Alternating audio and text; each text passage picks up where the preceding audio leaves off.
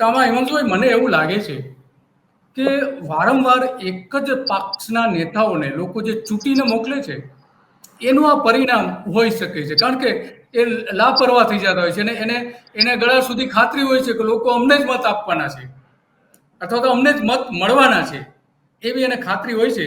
એટલા માટે કદાચ આવું કરતા એવું લાગે છે મને, એટલે મારી દ્રષ્ટિએ આવું લાગે છે. તમે શું માનો છો આ બધા દ્રશ્યો જોયા અને બધા જે અહેવાલો છપાયા છે, તો આમાં ખરેખર શું લાગે છે તમને? નમસ્કાર ગુજરાત રિપોર્ટના દર્શકોને, આપને જે ટીમ આપની સાથે કામ કરી રહી છે, સૌ કોઈ જે આ શો જોઈ રહ્યું છે, સર્વેને નમસ્કાર. મને લાગે છે કે નરસિંહ મહેતાની હુંડી છે ને સાંભળીઓ સ્વીકારી લઈએ, પણ પ્રજાની જે પીડા છે, પ્રજાની યાતના છે, પ્રજાની જે ફરિયાદો છે, એ તંત્ર સ્વીકારી શકે એમ નથી.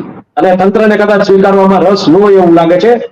આવેદનો નિવેદનો, આવેદનો આવે, નિવેદનો આવે, નિરાકરણ નથી આવતું. આ બહુ મોટી સમસ્યા છે.